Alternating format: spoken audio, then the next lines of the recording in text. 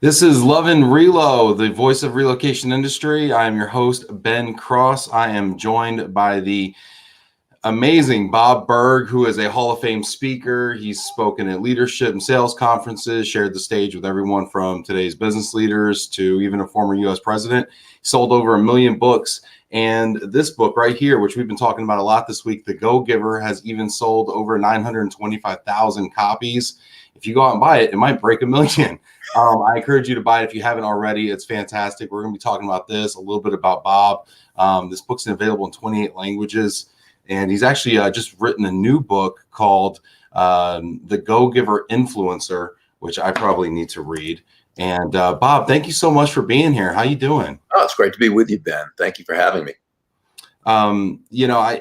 This is a second part in a two-part series. Yesterday, I had friends on, Jim Barber, who actually gifted me the book, and then Shelly Bishop, whom I gifted the book to. Actually, she bought her own copy, but I insisted. And we talked about the book, and it's just so fantastic. I mean, what is, if I may ask you, just kind of what has been your experience having written this book, and has it maybe even changed your life in a way that you haven't even foreseen? It didn't really change my life. It certainly added another dimension to my business. So that's been a great thing, and we enjoy that. I was very fortunate to team up with John David Mann, who really is, the lead writer and storyteller. He's a brilliant storyteller. I'm a how-to guy. I'm step 1, step 2, step 3. So okay. It was very fortunate for me to be able to. He was the editor-in-chief of a magazine that I used to write for, and I just, I knew how great a writer he was. So I had asked him. I'd had the original idea based on another book I had out years ago, which was a how-to book called Endless Referrals: Network Your Everyday Contacts into Sales. And so, once John and I collaborated on it, it brought a whole new energy to it. Now, before you were a Hall of Fame speaker and an author and all that good stuff, what did you do? What did you do beforehand? Like, what kind of give us a little origin story? Where'd you come from? Yeah, I began in broadcasting, first in radio, sports, and then in news, television news. I was the local, worked my way up to the local news anchorship of a very, very small ABC affiliate in the Midwest. I wasn't particularly good at it. I could read the news. I mean, that wasn't difficult, but I certainly wasn't a journalist. Yeah. And it wasn't very long before I wasn't I pretty much knew that wasn't going to be my career. And I like to say I graduated into sales. The challenge I had was that I knew nothing about sales. I had never had any formal training. And the training where I was working at the time was, we'll say, negligible at best. So I was kind of on my own, and I, for the first few months, I just floundered totally. But fortunately, while I was in a bookstore, and of course, this is, nearly 40 years ago now, I guess, I came across a couple great books by authors such as Zig Ziglar and Tom Hopkins, and I studied them, and I practiced, and I really just immersed myself in those books.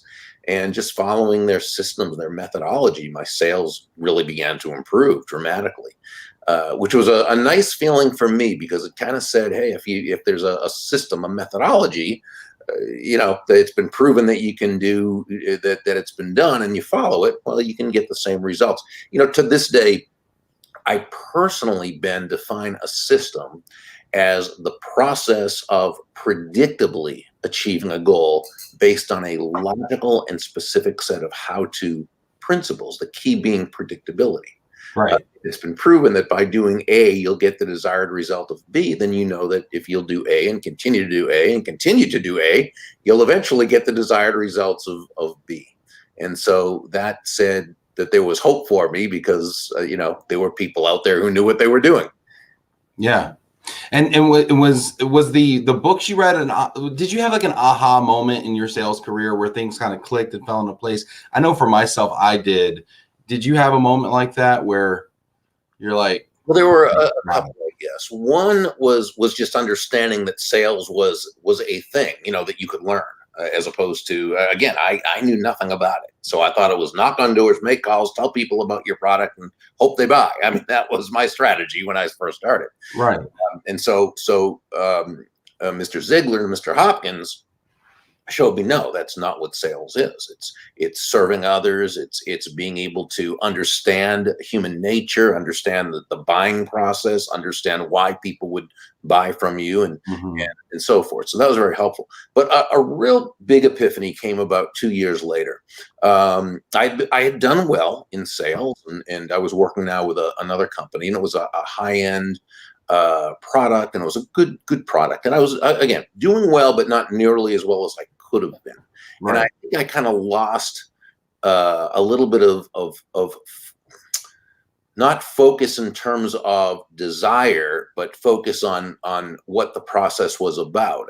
It kind of became about the sale itself. Now it was a great product. I felt proud to be representing it, right. But it was about the product and me selling as opposed to the other person. You know what I'm saying? Mm-hmm. And I remember coming back from a non-selling appointment one day, and it was not supposed to be a non-selling appointment. It was supposed to be a selling appointment. And I remember that I just really felt lousy about, I knew I blew the sale because I just didn't deliver what I needed to in terms of being able to communicate the kind of value to that person. And I must have looked pretty disgusted with myself, because one of the older guys with the company, and he wasn't in sales, he was in another department, and I didn't know him very well. He's a nice guy, but he's one of these guys who he didn't say much, but whenever he did say something, it was always profound, right, those types.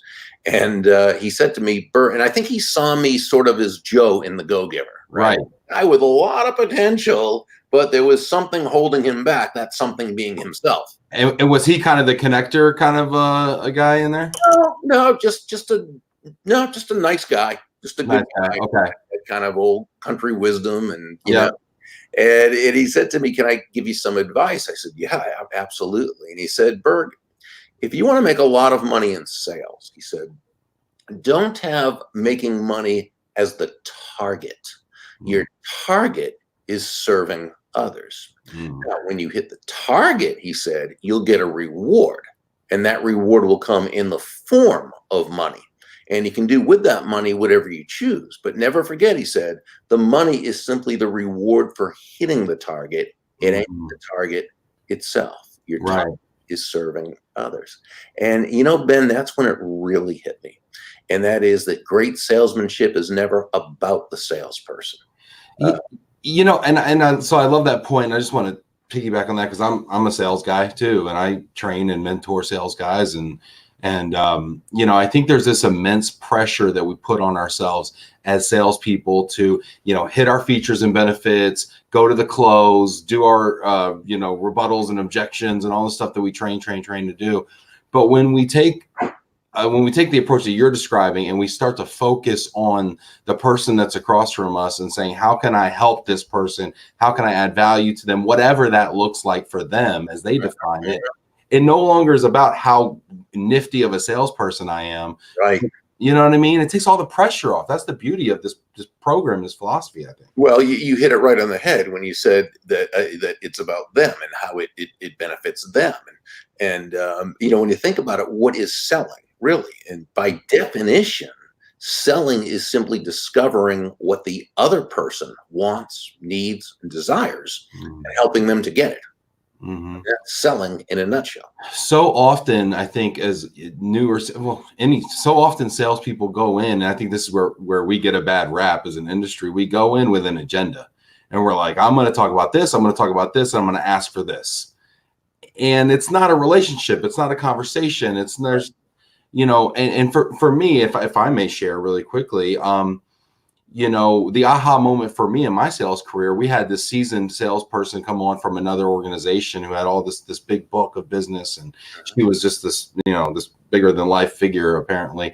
And she said, pitch me, sell me the product. And I gave her this PowerPoint of all these features and benefits and everything, all the technical stuff, that makes it so nifty to buy, And at the end, she was kind of meh, okay, nonplussed, right? And I'm like, how'd I do? She's like, no, okay. I said, well, what do you do? And she had been there like day one. She didn't know what any features and benefits. She stood up and she said, Ben, how's it going?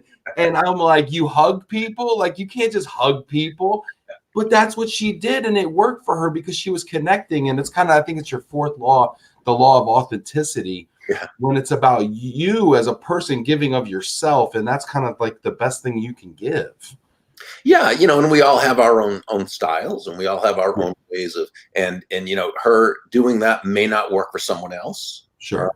And someone else doing something may not work for her. So I think we always do have to find our own styles. Of course, we also have to make sure that the other person to whom we're presenting is someone who is open to that style. You know what I'm saying? So really, what it comes down to is it is all about them. I often, when I speak at a sales conference, I'll begin by saying, and I don't say this in a dogmatic way, but just in a joking way, and everyone knows I'm joking, but I'll say that nobody's going to buy from you because you have a quota to meet. They're not going to buy it. We all laugh because we all know that's right. No one's going to buy from you because you need the money, and they're not even going to buy from you because you're a really nice person. They're going to buy from you because they believe that they will be better off by doing so than by not doing so. And in a free market-based economy, and when I say free market, I simply mean no one is forced to do business with anyone else. In a free market-based economy, that's the only reason why anybody should buy from you, right? From you, from me, or from anyone else, because they feel they'll benefit. This is great, though, because it means that sales professional who can focus on that other person, right?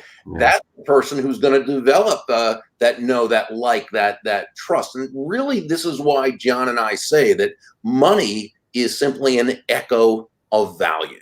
The thunder, if you will, to values lightning. Value comes first. The focus on bringing value to that other person, understanding that value is always in the eyes of the beholder. It's not what we think is of value about what we do or what we sell. It's what they feel is of value about what we sell.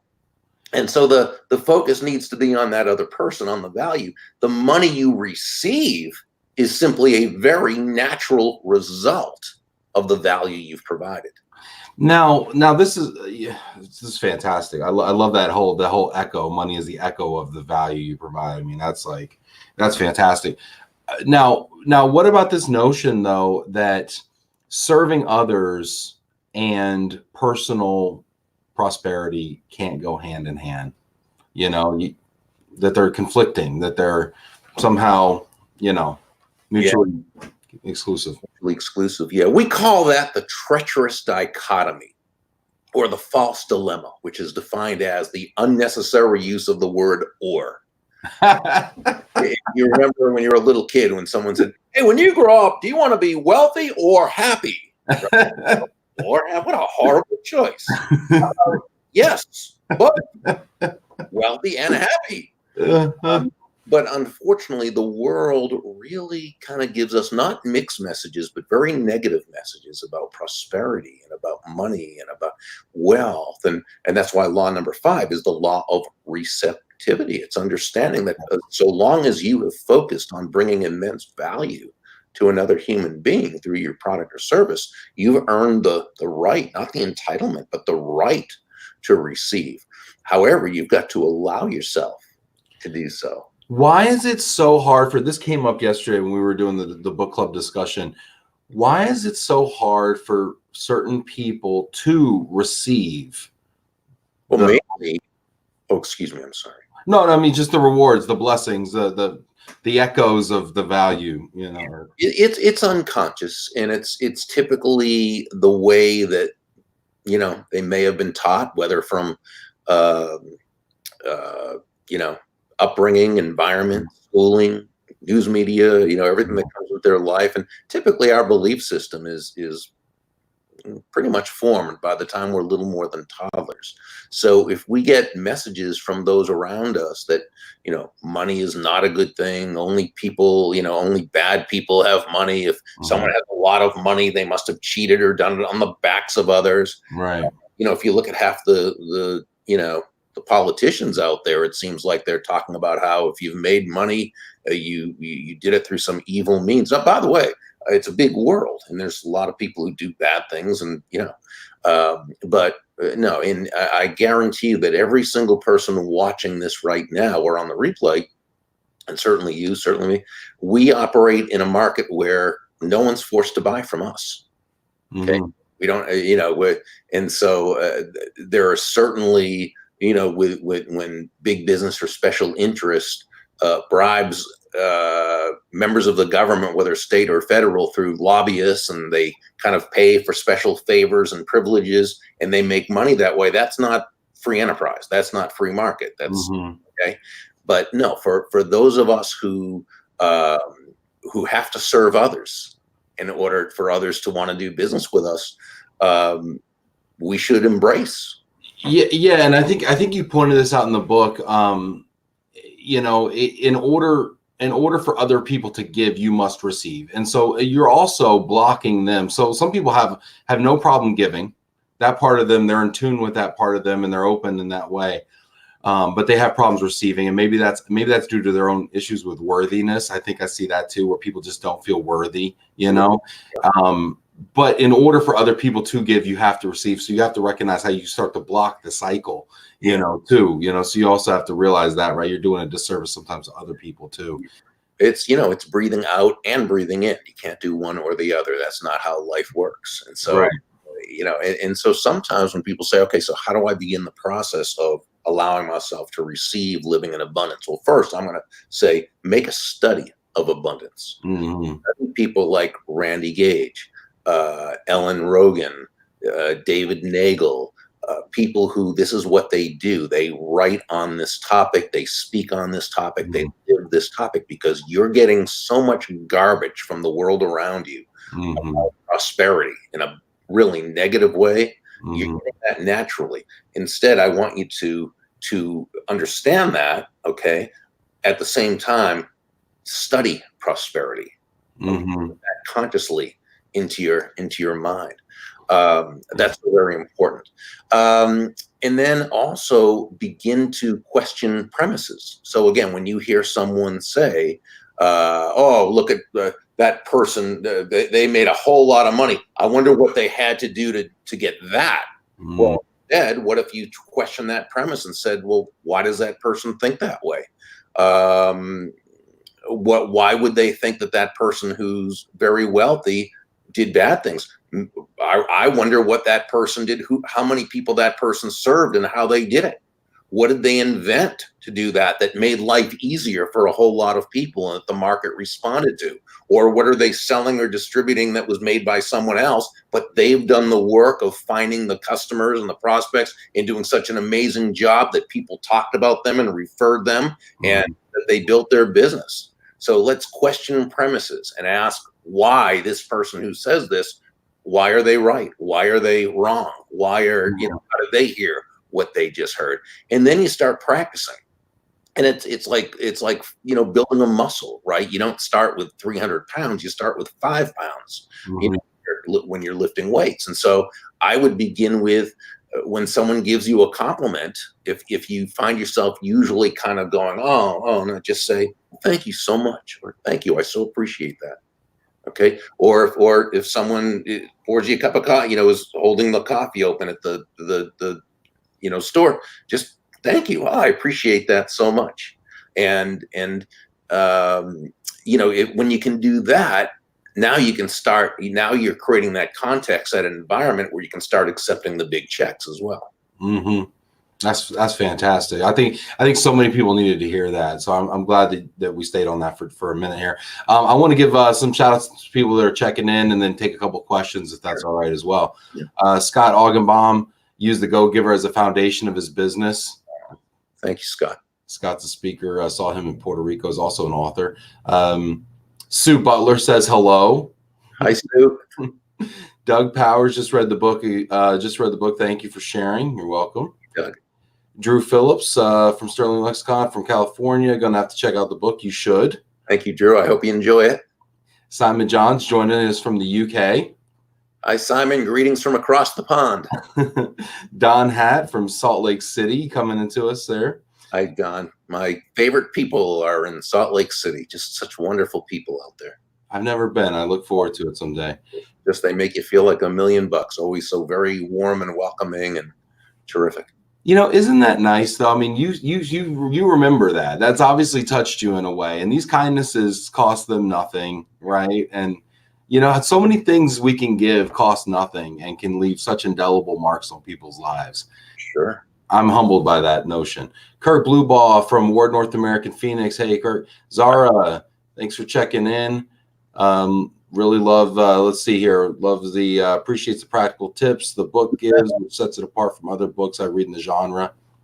Loves the practical steps there. Oh, thank you. Craig Holland, Bob Burg, so true. I learned this when I started in sales. Money is the byproduct for good human interaction. Make it about them, not about yourself. Well, fantastic. Just read the book, Jennifer Austin. Thanks to this book club. I loved it. Thank you, Jennifer. Well, that's good. You know, that blesses me, honestly, to hear a few people just maybe that wouldn't have read the book normally.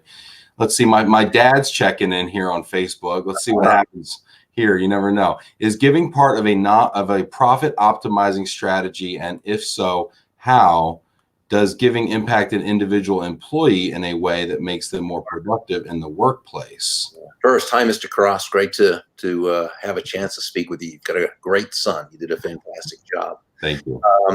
So in the workplace, you know, what we find is the most profitable, sustainably profitable businesses, the ones with the happiest, most productive people, they're ones in which leadership values them.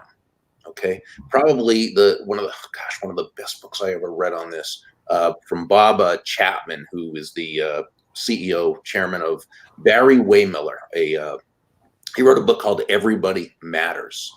Okay. Wow, what a book! And he runs the Barry Waymiller is a huge manufacturing firm. I mean, just okay. And what he found, because he started out really the same way as a bottom line driven and so forth. And he had his epiphany one day. He tells a great story in his book, and he told it on my podcast back when I was doing it. That one day he was at a friend's wedding. His best friend's daughter's wedding, excuse me. And as he was sitting there, the father of the bride was making a toast to the groom, welcoming him into the family. And he began to end the toast by saying, "And I just want you to know that this woman that you just married, she is the little girl that my wife and I brought into the world, that we loved, that we cared for, that we nurtured, who we adore. And, we thank you for, now being part of her life and part of our life." But when he was listening to that, okay, when he listened to what the father was saying about the daughter, he had an epiphany. He said, at Barry Waymiller, we have tens of thousands of employees. And every single one of those employees is someone's precious son or daughter. Mm-hmm. And it's up to us to act accordingly. Mm. Now, this is no touchy-feely type of thing. From that point in the business, that company grew and grew and grew. And they are an immensely profitable company. People love them. They love working there. And again, we're dealing in commodity type of things. It's manufacturing. Mm. And yet people there have a purpose. People there feel valued. People there have autonomy. People there have, right? And so, having a business, and that's giving value. See, to me, that's giving. That's the leadership giving value to others. And so, is it a business strategy? I mean, I think it is. It's a life strategy. It just all, I think, goes together. It's breathing out and it's breathing in, right? But it's really treating people as people should be treated, not because of the bottom line, but because it's who you are, and because it's who you are, it's what you do. However, results are fantastic, because it also happens to be that which is going to help drive another person to reach their potential. Sure. I think when you care for the whole person, you unlock the whole person's value, and they bring their whole selves to work. You start to get discretionary effort. You start to get discretionary, ideas, the extra effort, right, that we always look for as leaders, right? Shelly Bishop here joins us here. She was one of our commenters and participants in our book club yesterday. I love the book. Thank you, Bob. I also appreciated how you took the time to comment on each of our LinkedIn posts leading up to this. You are clearly practicing your philosophy on a daily basis, and I appreciate that. Thank you, Shelly. She follows up with a question. How have you seen the laws continue to play out in your own life since releasing the book? Are most people that you share the laws with receptive and consistent with their practice?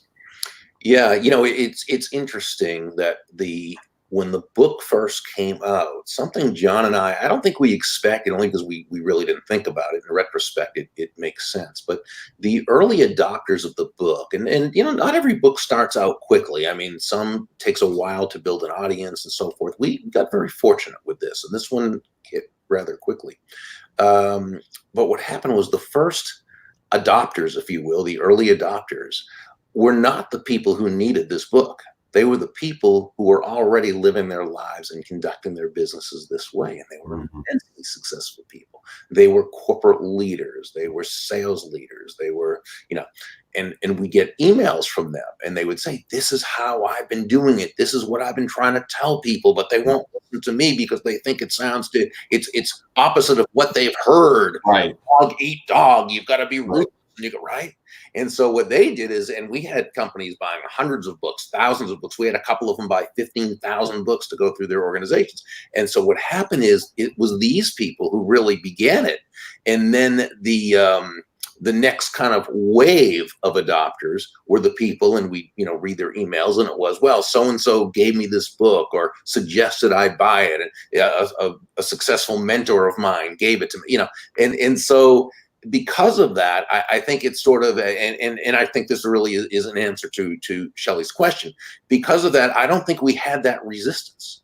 I think it was really because so many started by that being the way they were. John and I have always said, nothing in this book is anything new. Successful people have always tapped into these 5 laws. Now, many of them did it very intuitively, but either way, that's what you kind of have to. Now, that doesn't mean there aren't people who do things in a way that we don't necessarily agree with, and they still have done very well financially. Wallace D. Wattles, in his classic from 1910, The Science of Getting Rich, talked about operating on 2 types of planes, the creative plane and the competitive plane. Now, we're obviously talking about the creative plane, creating value, but there's also the competitive plane. Now, by the way, when we say competitive plane, that competition is not a bad thing. That's a great thing. Okay. Sure. And we're not saying don't pay attention to your competition and act like they're not there. That would be ludicrous. No, of course, we should know who our competition is. We can study them. We need to know their strengths, their weaknesses, their opportunities. That's fine. But don't focus on your competition. Okay. Right. Focus on creating value for others. But what Wallace Wattles was talking about is those on the competitive plane. They either did something, they either invented something, or they're just so driven, or they're just, unstoppable. They're just and they can have some real financial success. Right. Difficult to sustain it that way. Okay. Now, some of them do, because those are the people who burn out. Those are the people who are not very happy. Practically no one who succeeds that way has particularly good relationships in their personal relationships in their life. And so, by and large, it's the person who is going to do it this way. And again, not anything that John and I invented or made up. Just we put it into story form. That's all we did. Those are going to be the sustainably successful people. They're going to be successful in all the various ways that success can be measured, including financially. When you talk about those 2 types of people, it kind of strikes me that the type of person that you describe that does it on their own, and they can be successful. Some have.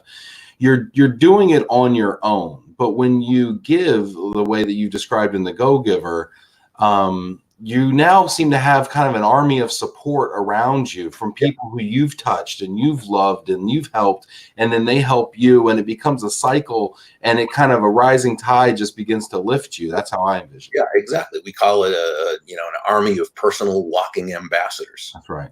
Yeah. And I haven't had a chance yet, and forgive me, I haven't had a chance yet to read The Go-Giver, the Influencer book yet, the most recent version. But that's next on my reading list. But I imagine it's almost, may I say, I mean, let me ask the question, is this principle more important than ever in the age of influence that we live in now? Yeah, well, influence came in, it was part of the original 5 laws in the original book of influence. But what we really wanted to do in this book, because I agree with you, it is very, I mean, when you think about it, John Maxwell, the great leadership authority, he has always said, what is leadership? And he'd say leadership is influence, nothing more, nothing less. Now, I'm not sure if it's totally nothing more, nothing less. However, in the context he said it, I totally agree with him. If you cannot influence, you cannot lead. So what is influence? Well, I think influence can be looked at on a shallow level and then a much deeper level. I think we can, on a very, very basic level, we can define influence. Influence can be defined as simply the ability to move a person or persons to a desired action, usually within the context of a specific goal. By definition, that's influence. Now, that's its definition, but I don't believe that is its substance or its essence. The essence of influence is pull as opposed to push. As how far can you push a rope? And the answer is not very, at least not very fast, very effectively, which is why great influencers don't push. You never hear people say, wow, that David or that Mary, she is so influential. She has a lot of push with people. No, has a lot of. This is so this is so true, because, and this is something, this was an aha moment, probably the second aha moment, right, in my career, where I was as a young manager, as a young supervisor, I had a lot of folks under, my responsibility, and I tried to push, and I had policies, and I had procedures, and I coached a lot, and I did all this stuff, right? I was disciplined. We're young when we do that. Yeah, I'm just like hard charging. You're gonna do this, right? And nobody did it. And I was just like, it was like I was trying to catch a fish like with my hands, Yeah. And that was like Joe in The Go-Giver too. He's trying to will things to happen and pushing. And then I came into this role, and as I matured, and I'm actually now kind of an individual contributor with no direct reports in my current organization. And now I have to lead by influence because I have no authority. And so now I have the opportunity to lead by example, perhaps. Yeah. And now I find people coming to me willingly, and I get to give them advice, and they can take it or leave it, frankly. Exactly. And it's a much better dynamic for everybody, I think. Well, that's pull. That's pull instead of push. And what is pull? It's an attraction. As you said, people are coming to you. Yeah. And you talk about what is attraction, and you talk about that in the book, and and loving people, giving to people, and I forget the way you phrase it, and I apologize, but what makes people attractive, and what attracts people to other people. I found that interesting. There's so many things, Bob, in your book that I just found, and kind of like the gentleman you described before, I felt like I had been doing some of these things, but you validated them and you articulated them, and that's what got me so dang excited about it. So I want to ask a couple of questions just from observations from the book, if I may. Sure. What happens, or how do we navigate this scenario? We give, and some people just take, and it just doesn't feel healthy, and it doesn't feel equitable. Is there a limit to the giving? How do we do that? Sure. So these are people we call go-takers. The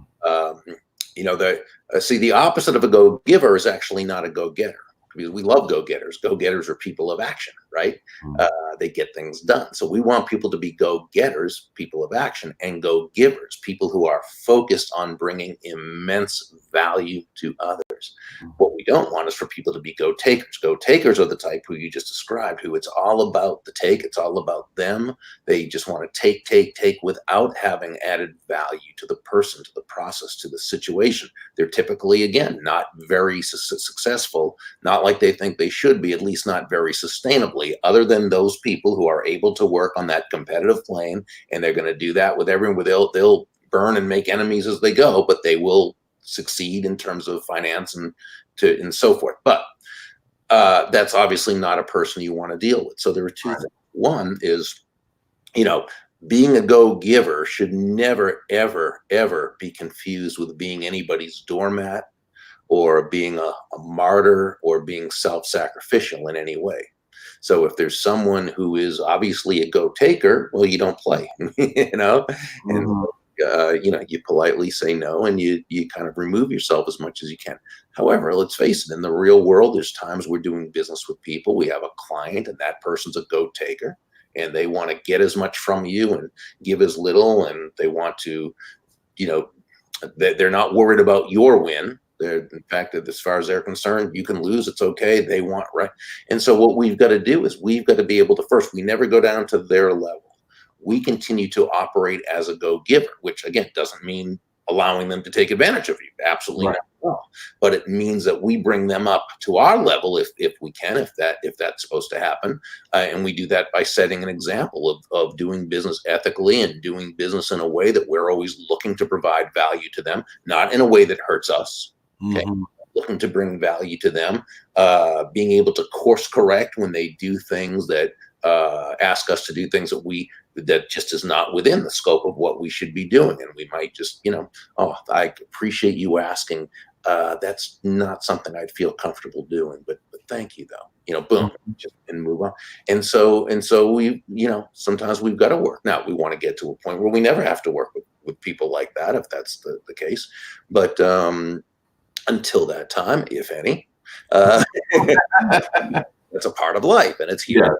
That there's going to be, so we need to be able to do it in a way that we protect ourselves, certainly, but we act according to the right way, and we bring people up to our level as opposed to going down to theirs. Well, in the book, Pindar says you don't get what you want, you get what you expect. Right. I think we undersell our ability to create our reality and create the dynamics that we live in, right? Exactly. So we got some other comments here, and I just want to honor the people that have taken time out to comment. Jim Barber also participated in our book club yesterday. This is the guy that gave me the book. Asked Bob, what law do you see as the hardest to accept, or that you've heard has been the hardest? Jim, we have always found from people that law number 5 is the one, the law of receptivity.